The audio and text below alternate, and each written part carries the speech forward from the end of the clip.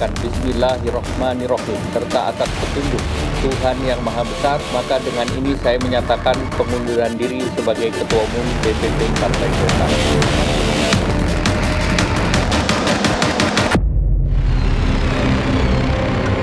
Assalamualaikum warahmatullahi wabarakatuh.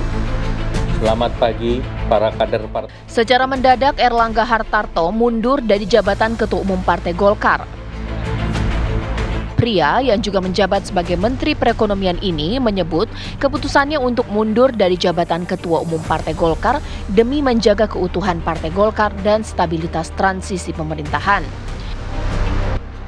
Saya Erlangga Hartarto, setelah mempertimbangkan dan untuk menjaga keutuhan Partai Golkar dalam rangka memastikan stabilitas transisi pemerintahan yang akan terjadi dalam waktu dekat, maka dengan mengucapkan Bismillahirrahmanirrahim serta atas petunjuk Tuhan Yang Maha Besar, maka dengan ini saya menyatakan pengunduran diri sebagai Ketua Umum DPP Partai Golkar. Pengunduran diri ini terhitung sejak semalam, yaitu Sabtu 10 Agustus 2024. Selanjutnya sebagai partai besar yang matang dan dewasa, DPP Partai Golkar akan segera menyiapkan mekanisme organisasi sesuai dengan ketentuan ADART organisasi yang berlaku. Menyikapi pengunduran Erlangga Hartarto dari Ketua Umum Partai Golkar, jajaran pengurus DPP Partai Golkar pun langsung menggelar konferensi pers pada hari Minggu malam kemarin. De jure memang sudah ada surat untuk pengunduran diri beliau.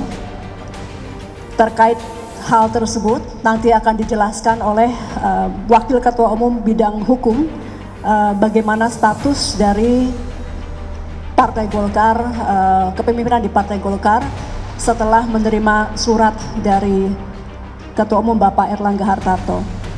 Sesuai pesan Ketua Umum AHA dalam penyampaian nyata di pagi, DPP akan menyiapkan secara segera, secara tertib, secara damai, serta menjaga marwah Partai Golkar sebagai partai besar yang matang, maka DPP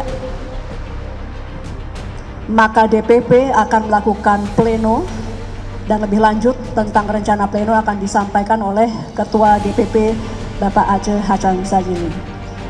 Kami menghimbau agar kader Partai Golkar se-Indonesia untuk tetap tenang serta menjaga kekompakan, terutama menghadapi Pilkada 2024. Pengunduran diri Erlangga Hartarto dari jabatan Ketua Umum Partai Golkar jelas mengejutkan. Apalagi partai politik semestinya kian solid jelang pelaksanaan Pilkada pada akhir November nanti. Serta di akhir bulan ini akan ada pendaftaran kandidat yang berlaga di Pilkada. Lantas, setelah Erlangga Hartarto mundur, kemana Partai Golkar akan berlayar? Siapa yang akan menggantikan sebagai Ketua Umum? Bagaimana transisi menuju pemilihan Ketua Umum yang baru?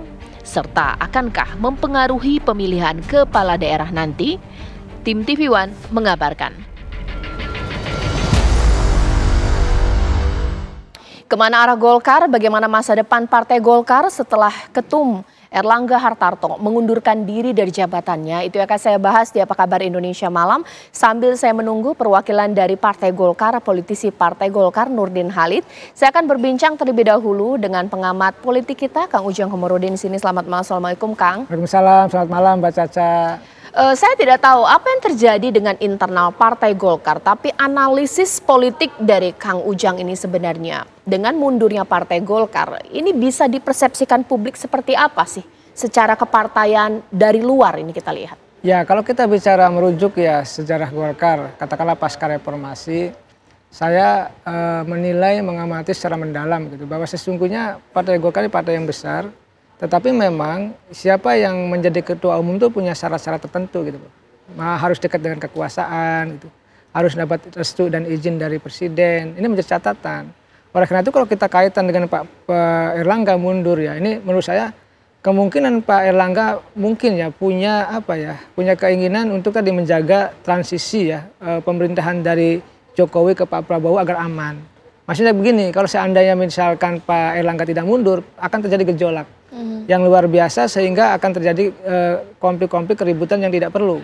Oleh karena itu dengan kejiwaan besaran Pak Erlangga mundur ya, disitulah sebenarnya nilai plus dari Pak Erlangga ingin mengamankan partai agar tetap dalam jalurnya, aman, terkendali. Tadi transisi demokrasi, transisi kepemimpinan dari Pak Jokowi ke Pak Prabowo pun berjalan. Oleh karena itu ya kita apresiasi terkait dengan kemunduran Pak Erlangga itu. Tetapi memang kalau kita catat kan tidak mungkin Mbak Caca, tidak ada asap jika tidak api, tidak akan mengundurkan diri kalau tidak ada persoalan. Nah persoalannya banyak. Kalau saya bisa lihat mungkin ya ada beberapa ya, ada paling tidak ada dua hal ya. Pertama soal pilkada mungkin. Nah ini pilkada juga mungkin ketika Pak Erlangga kemarin menjadi ketua umum, ada yang tidak sepaham, ada yang tidak cocok ya dengan pihak-pihak terkait di luar gitu. Yang kedua bisa jadi ada mohon maaf ya ketidakpuasan dari internal misalkan nanti terkait dengan persoalan kabinet, siapa yang akan jadi menteri dan lain sebagainya. Karena yang tahu deal-deal politik antara Prabowo dengan Erlangga ya beliau berdua. Oleh karena itu saya melihatnya ya dari sisi politik bahwa ya paling tidak dua hal itu yang menjadi catatan saya dalam konteks Pak Erlangga mundur begitu. Walaupun memang ada variabel yang lain yang banyak begitu. Kang Ujang, apa bedanya sirkulasi kepemimpinan ketum partai dengan pemilihan yang secara periodik atau berkala dengan mundur di tengah jalan? Ya ini tentu ya begini, kalau berarti kan tadi ada problem, ada persoalan yang kita tidak tahu. Yang tahu problem hanya, atau persoalan ya, hanya Pak Erlangga. Ya? Kita tidak tahu tuh apakah memang ada tekanan atau lain sebagainya. Kita tahu apakah ada tadi ketidakcocokan dengan kader-kader di internal. Kita tidak tahu. Oleh karena itu tentu ini yang punya otoritas menjelaskan Pak Erlangga. Nah dalam konteks itu apa bedanya? Bedanya kalau memang tadi ya mundur itu kan ada sesuatu, ada problem. Tetapi kalau Pak Erlangga hingga Desember tuntas selesai, artinya memang sebenarnya tidak ada masalah dalam konteks itu.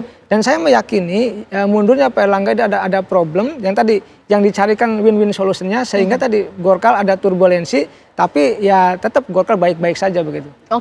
Kalau sekarang kita bedah satu persatu ya. Kalau problem ini masih terlalu general kita membahas ya. Taruhlah ada permasalahan di internal.